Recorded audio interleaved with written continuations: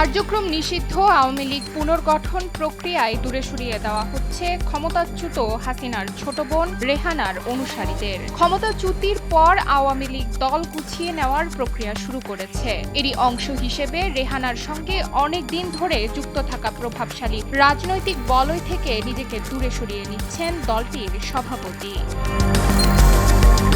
রেহানার ঘনিষ্ঠরা এখন চরম চাপের মুখে রয়েছেন।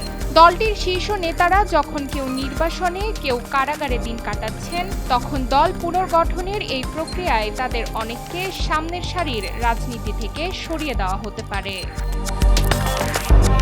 আওয়ামী লীগের একাধিক সূত্র জানিয়েছে, দুই বোনের মধ্যে ব্যক্তিগত সম্পর্ক আন্তরিক থাকলেও দল পরিচালনা এবং রাজনৈতিক সিদ্ধান্তের ক্ষেত্রে হাসিনা এখন আর রেহানার মতামতকে আগের মতো গুরুত্ব দিচ্ছেন না। যুক্তরাজ্য ও যুক্তরাষ্ট্র শাখার আওয়ামী লীগ নেতারা জানান, সরকার ও দলের বিষয়ে রেহানার প্রভাব নিয়ে অনেক দিন ধরেই দলের ভিতরে আলোচনা ছিল। সালমান এফ রহমান, শিল্পগোষ্ঠী এস আলম গ্রুপের প্রভাব, সামরিক বাহিনীর শীর্ষ কর্মকর্তাদের নিয়োগ এবং সামরিক প্রশাসনে তারিক সিদ্দিকের ভূমিকার মতো বিতর্কিত বিষয়গুলোর দিকে ইঙ্গিত করেন। দলের যুগ্ম সাধারণ সম্পাদক আ.ফ.ম.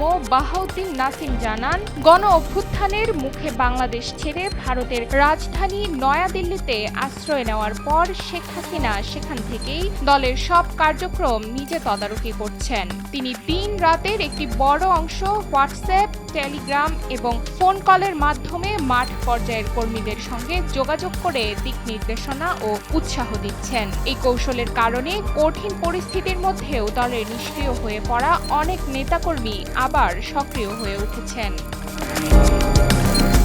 যারা সাংগঠনিক নেটওয়ার্ক পুনর্গঠনে সক্রিয়ভাবে কাজ করছেন, তারা এরই মধ্যে হাসিনার আস্থা অর্জন করেছেন।